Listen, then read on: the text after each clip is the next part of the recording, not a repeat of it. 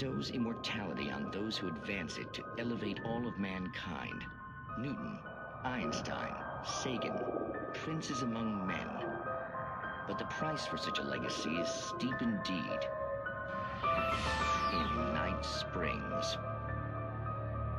Tonight's episode, a quantum suicide.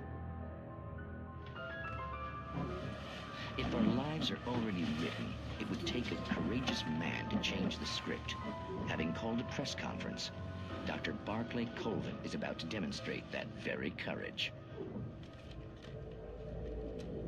Ladies and gentlemen of the press, I am Dr. Barclay Colvin, and I'm glad so many of you could join me here at the Moorcock Institute.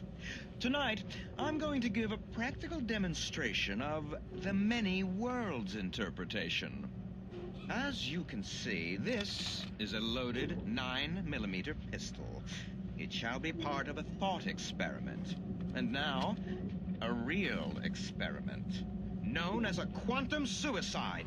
Did he say suicide? Is that a real gun? He's kidding, right? Please, stay calm. There is no risk. Observe what occurs when I place the weapon against my own forehead. Now, you might think this round is merely a dud. Not so. Observe the flower pot. And yet, I myself cannot be harmed with this gun. With each pull of the trigger, two new realities branch off. One in which the weapon didn't fire, and one where it did. With my machine here, I have ensured that this reality is always the former. I have bestowed upon myself quantum immortality. Under no circumstances can this gun kill me. So wait. What you're saying is that every time you pull the trigger, in another reality, you die? Yes, of course, but that's completely trivial. There's an infinite number of things that could happen at any moment, and they always do happen somewhere. The point is, this one thing did not happen here. You're insane, Colvin. Insane? Insane? Hey, was this thing supposed to be plugged in? I stumbled on it. You fools! Gaze upon quantum immortality.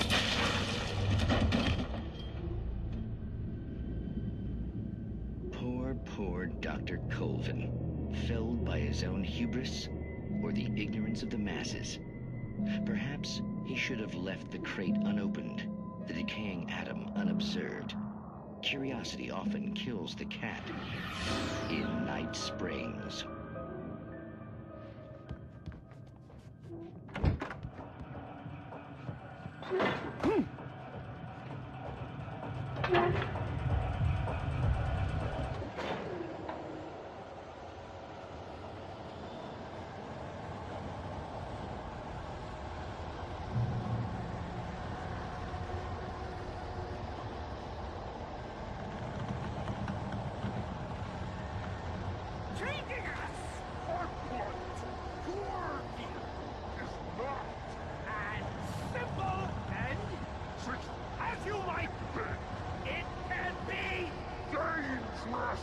It requires patience!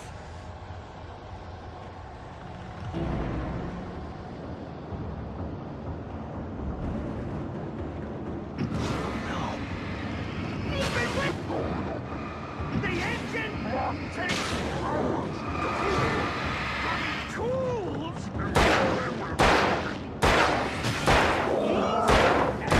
Fatal!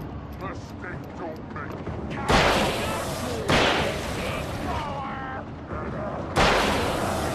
Cool! Forgotten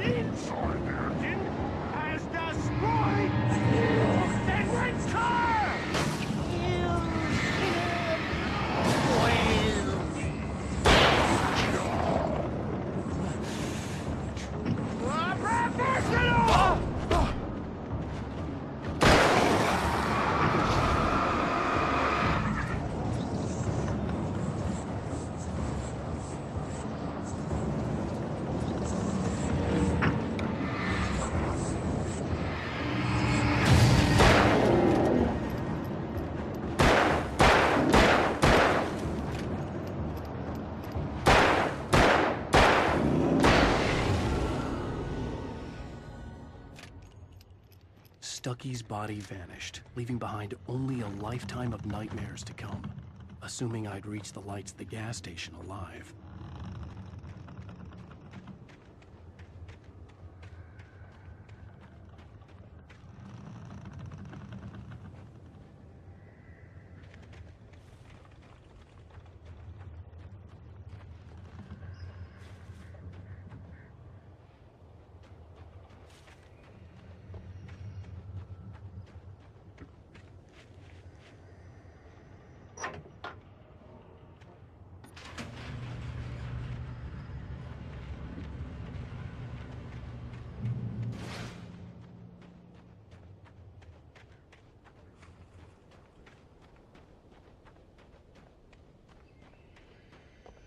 I recognized the parade float I had seen in Bright Falls when I first arrived with Alice.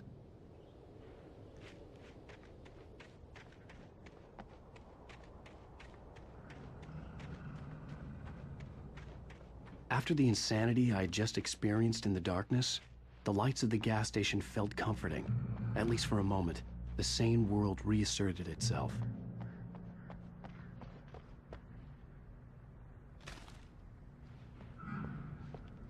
The Deer Fest had been 2 weeks away when we arrived.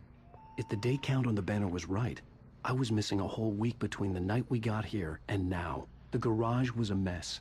It looked like someone had trashed the place, or that there'd been some kind of fight. All right. I'll keep writing. Outside, there's only darkness. Outside the cabin, outside the story, there's only darkness. I can feel her presence in the dark. Just now, I could smell her perfume in the room. I'll reach her, I'll fix it up.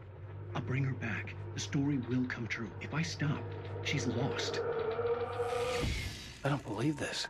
It'd been me on the TV, talking crazy. Was I losing my mind?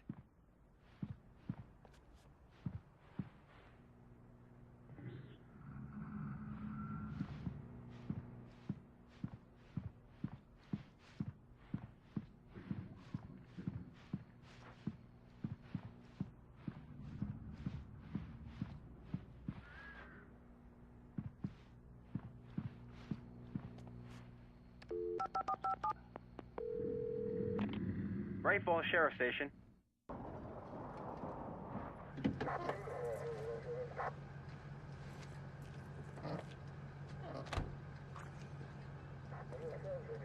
Oh, thank God, Sheriff. Sheriff Sarah Breaker.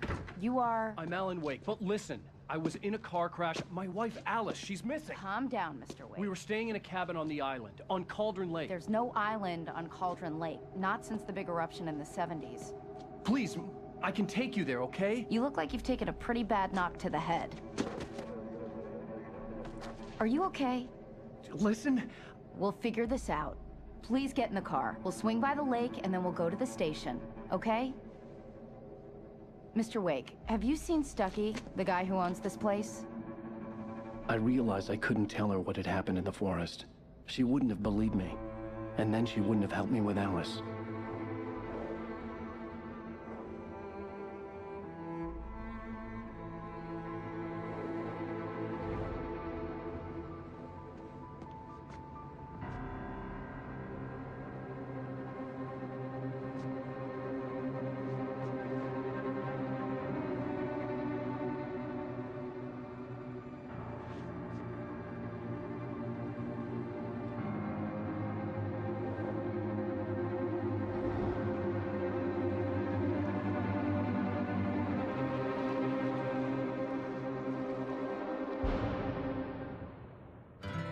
A candy-colored clown they call the Sandman tiptoes to my room every night, and just to sprinkle stardust and to whisper, go to sleep, everything is all